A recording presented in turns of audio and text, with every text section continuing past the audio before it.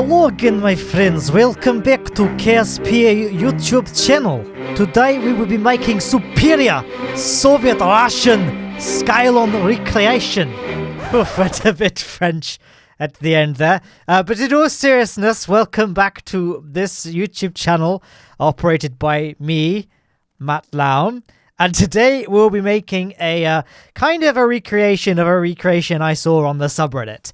This guy called CS500 made this spaceplane using the Making History DLC like fuel tanks, and he painted it black and orange. And I really liked the look of it. It looked very like imagine if in an alternate reality.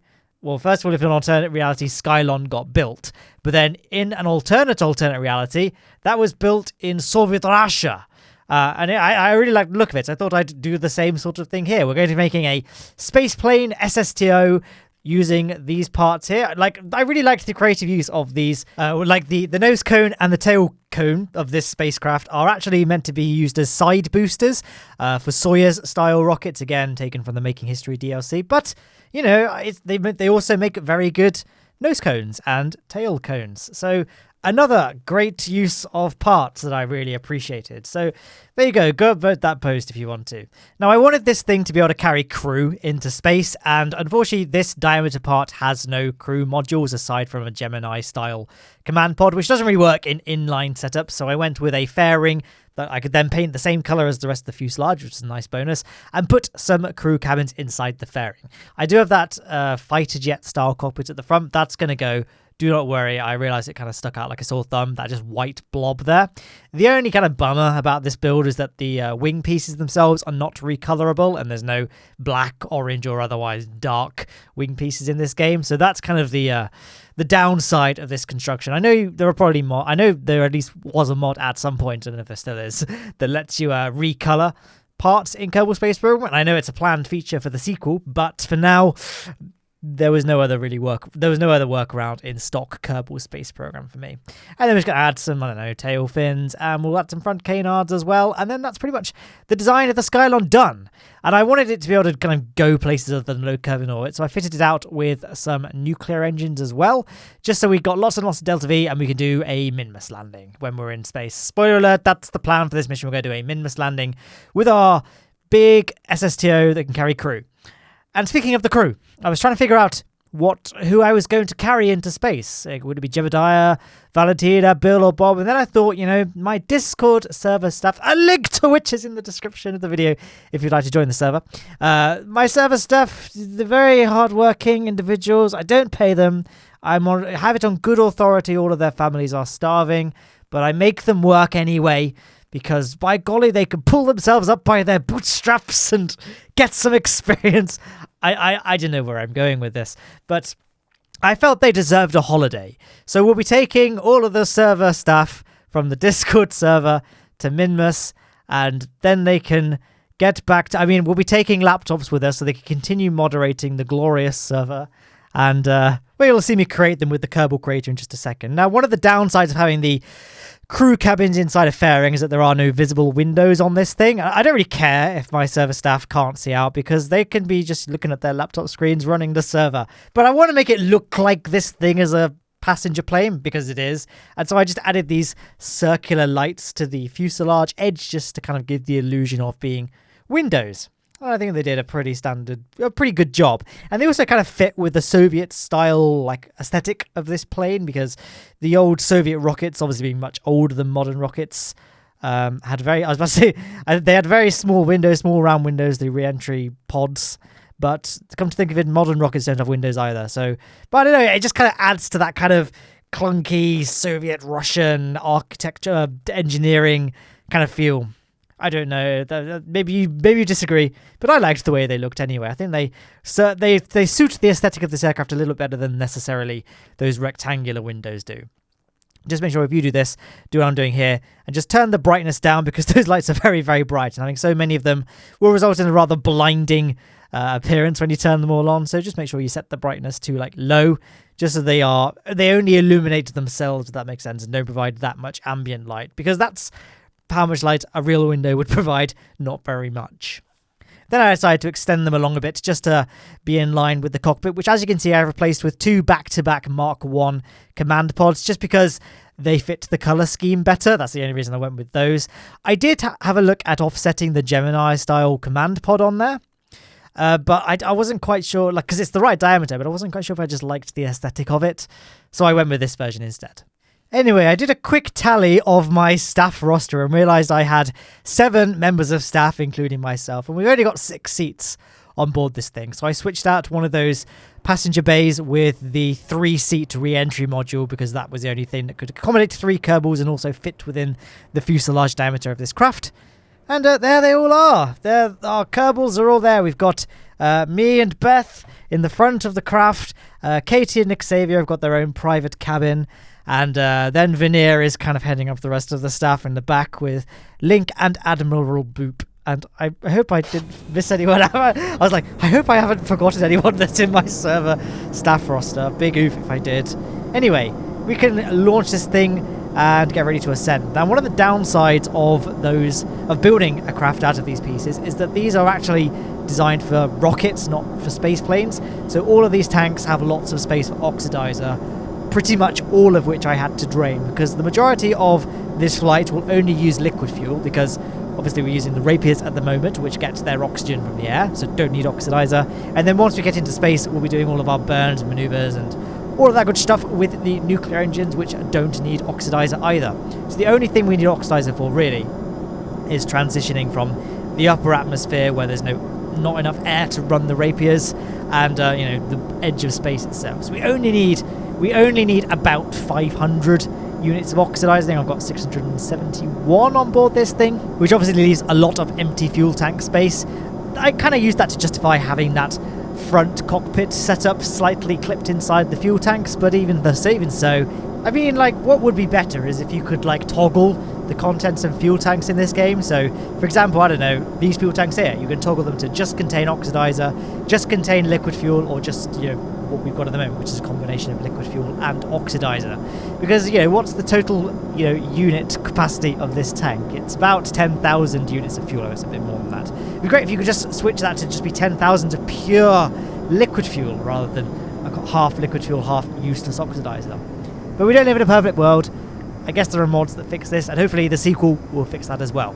By the way, you may have noticed on screen this whole time, there is a graphic showing you the stages of my ascent, because I always try and talk about it, but I never quite get the timing right with the commentary, so I thought I'd stick a little timeline indicator showing you the process of the ascent, and kind of giving you an indication of when certain things are happening. Like now, we're burning the oxidizer. We are now in closed cycle mode for those Rapiers because there's just not enough air to keep them running.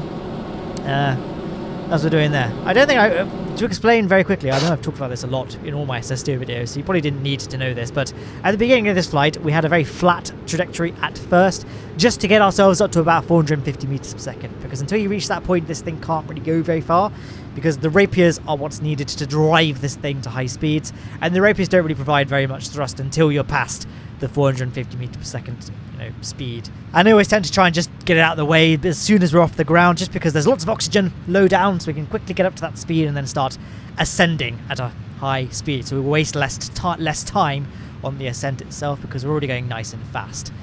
And there we are, the last of the flames disappear as we punch through the very, very edge of the atmospheric line. We're now 50 kilometers above the surface where there's basically no air resistance, so we can just rely on the nuclear engines to push ourselves the rest of the way to orbit, and we're nearly going at orbital velocity as well. Orbital velocity in this game at a 70 kilometer periapsis is about 2,300 meters per second, and we're pretty much already there, so there won't be a very big circularization burn to do once we reach apoapsis. And there we are, blasting past the 60 kilometer mark, and once we reach, wait for it, 69, nice. And now we're in space, so we can start thinking about doing our circularization burn, which is not a very big burn, only 120 meters per second, but do not forget that nuclear engines, they don't go anywhere very fast, so it's going to be about a minute to do that burn.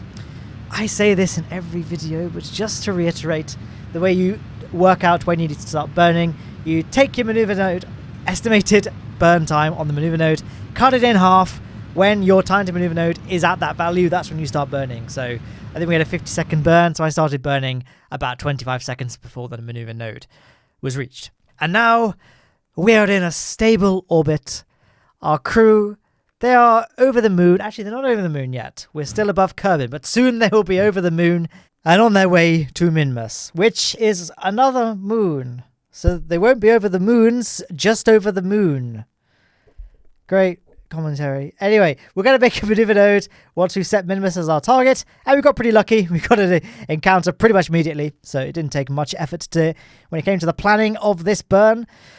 I didn't go for particularly kind of accurate in terms of the actual inclination around Minmus. I just went for getting an encounter with it and getting our apoapsis somewhat close to the planet, to the moon, I should say. And then we'll do the actual inclination correction once we're a little bit further from Kerbin, where it would be a bit cheaper to execute inclination changes. I thought I'd give my staff a little bit of enjoyment in their trip by spinning this craft horrifically, and I've got a kind of a wobble to contend with, but I put travel sickness pills inside their cabins, so they'll be fine probably as we continue to coast along and perform our burn. I don't know if I've got anything necessarily more to add about executing this burn, so I will instead say that, guys, you really need to smash that like button, ring that bell. Is there a way that YouTubers say that? We should probably have like a sound effect. There we go. Add a sound effect. Just all the memes about smashing that like button, because apparently it works. Wow. So you should always. That's the tip. Like in the Creator Studio on YouTube, they give you tips, and one of them is actually just ask people to like and subscribe during the video. So there we go. There is me doing that. Hopefully the algorithm, praise be unto the algorithm, smiles upon me this blessed day. And with that, I completely failed to talk about the creation of the second maneuver node. Only 1.1 meters per second, so there's not really much to discuss there. It's a very insignificant burn, but I'm hoping the footage kind of did the talking for me on my behalf. Oh, well, never mind. I forgot about that, actually. I was an idiot and spammed time warp a bit too much and completely missed the maneuver node that I made. So, whoopsie, never mind. I'll just pan down and do a retrograde burn, and all will hopefully be forgotten. I don't know who's going to forget, but hopefully we'll forget. I don't even know what I'm doing here. Did I just forget to, I'm still following the maneuver node marker on the navball, even though it's clearly still an inclination change. I do know for a fact I didn't mess this bit up, and I just did a retrograde burn manually. I guess I was just, my mind, it drifts. I was thinking about, the Soviet Skylon. It really just makes me want vodka, and I was probably drunk when I did this. It's the only logical explanation that I can come up with. Sorry, I will refrain from trying to do my FPS Russia impression, because I realised that it's actually also an actual accent. It's not just FPS Russia's accent, and it might be slightly offensive to some people. Anyway, there goes our apoapsis sinking down, getting ready for us to circularize in a very less than ideal orbit. I do like to try and get into an equatorial orbit around Minmus, because it's a good place to land with space planes is the flats, because they're very flat. So it's very easy to land on with a space plane, but more importantly, it's very easy to take off horizontally, because there's no real, ground elevation variance. So it's easy to do a nice clean takeoff. But we didn't end up in an equatorial orbit, so it was much harder to land on a flat. So I didn't. I went for just a flat-ish area, and you will see these events unfold before your very eyes. And I hope it's tolerable. I like to manage expectations on this channel sometimes. Anyway, you can see on the map screen there, there's that kind of flat area, and I thought, it'd be good enough. Let's land there. And it actually turned out to be quite a good landing site, and you'll see why when it comes to the actual ascent itself. It's kind of it's got this natural ramp to it, so it's actually quite good for taking off with space planes, as fate transpired. But there is the ground looming ahead of us. As you can see, though, our descent speed is very slow, only 127 meters per second, because Minmus's surface gravity is very, very low. So even with the weedy nuclear engines, and only 2 of them at that, it's not going to take long to kill off our velocity, so we could leave it till fairly late on in the descent before initiating our burn. And as you can see, we easily managed to... I guess that's not really a spoiler that we were going to do it. I always say, and are we going to do it? And then we always do it in these videos, because if we didn't do it, it probably wouldn't have made the cut. I don't know. Maybe I should try and spice things up. Maybe I should just completely fail a mission and then just it ends a third of the way through. And then, I don't know, I just put a black screen or something. Here are our Kerbals, by the way, enjoying their non-view. Not running the server, by the way. Look, they're just... I don't see any laptops in view. Guys, come on. Get it together. Well, they can do some moderating whilst we roll this thing down to the flats. Of course, time warping today so that the video looks nice for you guys. And then we can just let gravity take care of our actual roll down towards the flat part of the surface of Minmus. At least this part of the surface of Minmus. Trying carefully to... deja vu our way around these rocks. I don't think they're solid entities. I know some rocks now are solid entities with breaking ground, but I don't think these are. But it's always nice to try and navigate around them just for the skill points. And there we are. That was beautiful. And then we can just toggle brakes and come to a stop. And there it is. The Soviet Skylon is touched down on Minmus. We can deploy the ladder that we don't need, but it looks cool. And get our Kerbals on EVA. So, of course, is me, your boy, Matt Kerman, going on EVA. This is the second video that Matt Kerman has starred in. And the other one was also a Minmus SSTO, weirdly. It was for the collaboration station I did in 2017 with Marcus House and a bunch of other YouTubers. And we all had to make Kerbals, name them after ourselves, and then, put a space station module in orbit. And because I was kind of like hosting the thing, I just put a Minmus surface sample on it. So I basically launched my module with an SSTO that landed on Minmus and Mun with no refueling. And then after the end of all that, put the docking, like the module in Mun orbit. Don't really know why I'm telling you this. You could just go and watch this if you want to. Boop, Admiral Boop. Admiral Boop was a bit of a long name. I couldn't really put that as the Kerbals name. So it's got to be Boop, I'm afraid. Your admiralness. And then Link can finally come down and use his knowledge of planting the Master Sword and use that to plant the glorious Lowne aerospace flag. Now that Hyrule is safe, he can come to Minmus on a Soviet Skylon.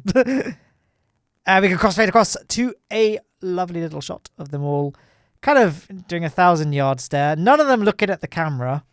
Is any of them going to... Nope, that's it. One of them stamped their little booties. But now time is of the issue. Someone is spamming gore in the server. We need to get back and get those images deleted pronto. So we're all going to get back on board. Now, one of the downsides of this thing is that the only access points are those two front command pods. You kind of have to board and disembark Kerbals from them and then use the transfer crew option to actually get them to the back, to the bowels of the fuselage of this thing. But it's not a huge inconvenience. I mean, most planes, there's only 2 entry points and then you have to kind of walk to your seat. So I guess it's fine. These are highly trained astronauts, as Boop Kerman took a couple of attempts to get onto a ladder. He's Boop. He had to boop the ship. And then Beth can get back on board, and then that leaves me to gather a Minmus surface sample, and I can get back on board, and I get the front seat because it's my YouTube channel, and we can get ready to launch. And the lights kind of started glitching out at this point. They might have done it earlier, and I just wasn't paying attention. But I noticed that the lights started glitching out a bit. The way I could reset them was I couldn't just individually toggle them on and off like when they died. So I just toggled all the lights at once on and off, and then it fixed. And now I see that it's already immediately broken. So not quite sure what happened there. Maybe a quick load and a quick save could have fixed it. I guess it's just some weird glitch. Who knows? Anyway, we're going to launch now. So I'm going to retract that breakable aerial antenna, even though if that thing manages to break, I probably have a few other problems to be considerate of, because in order for that to have broken, we'd be upside down. Anyway, luckily we're not. We managed to use that. I said there was that little ridge at the end of this flat. We could use it to kick ourselves off and get well on our way into Minmus orbit again.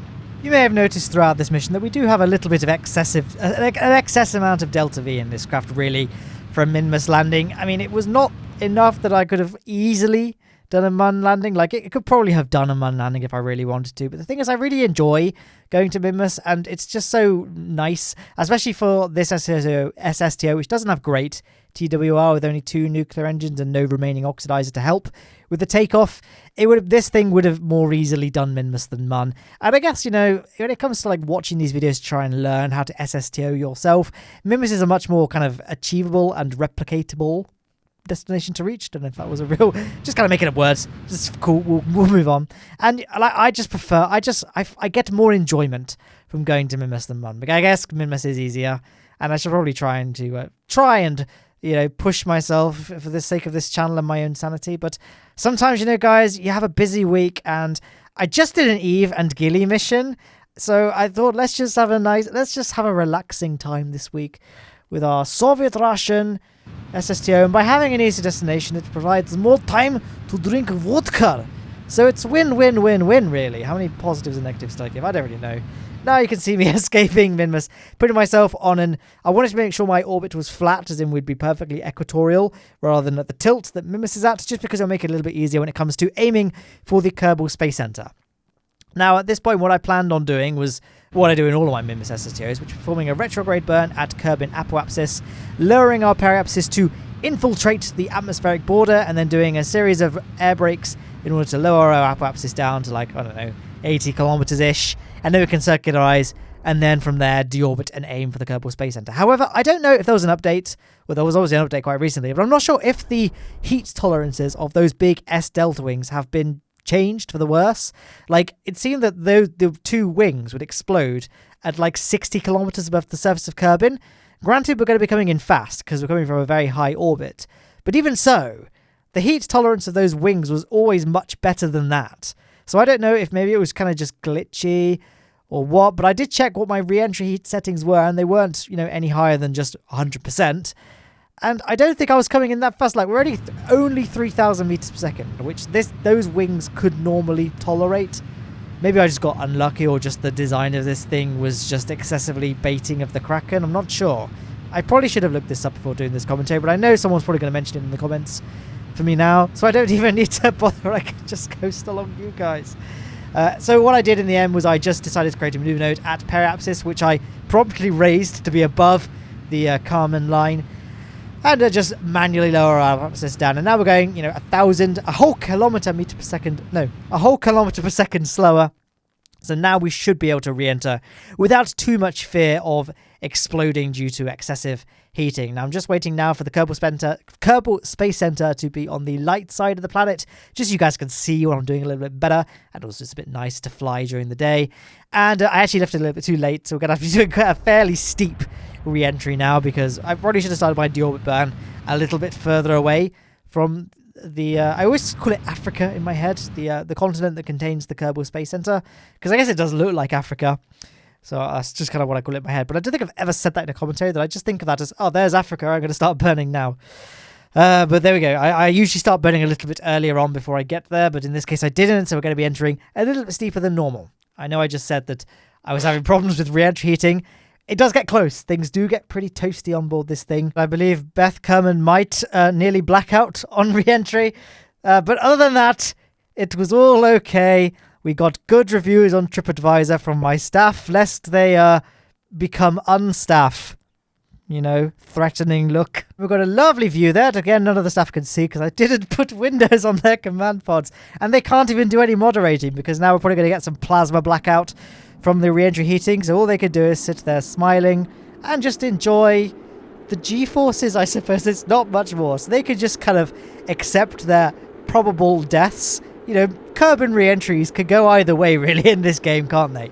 Luckily, like I said earlier, we do it, don't worry, although you can see I was starting to worry I'd be overshooting the Kerbal Space Center, so we did end up doing quite steep point. This is not a very realistic re-entry, though granted, many of my re-entries are not. We're still coming very fast, and we are rapidly approaching the runway, so I did actually end up inducing a stall on this aircraft, just to make sure we definitely slowed down quickly enough.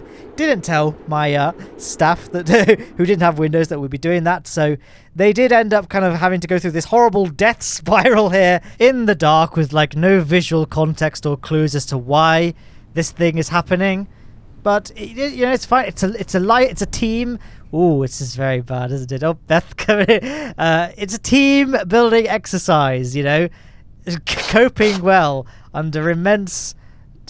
One of them, Veneer, has been violently sick in the back. Link and Boop tried cleaning it up, but it kind of, during the spiral, it kind of fell off and hit them in the face. It was not a good sight. That's why I've kind of got the the portraits on Matt, Beth, and Katie, because you guys didn't want to see that really. Veneer, man, come on, step it up. Veneer is now working on an anti-travel sickness spot. This, I don't know what I'm talking about. I've talked about SSTO Descent so much. I've kind of run out of creative things to say during the process. And here is our touchdown, our textbook landing there.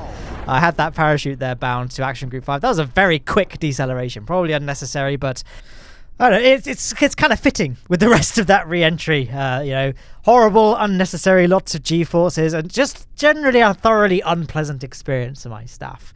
But I hope they enjoyed the surface of Minmus at least. That we had that go for us. We took them to the surface of a moon, which is good, which is nice. You know, that would be nice if someone could do that for me. Elon Musk, I know you watch these videos. I'll happily go to Mars for free. But in the meantime, you guys can look at the things that are on screen now. This is terrible. This commentary's been terrible. I'm so sorry. That's how I'm ending it. It's just, I'm sorry.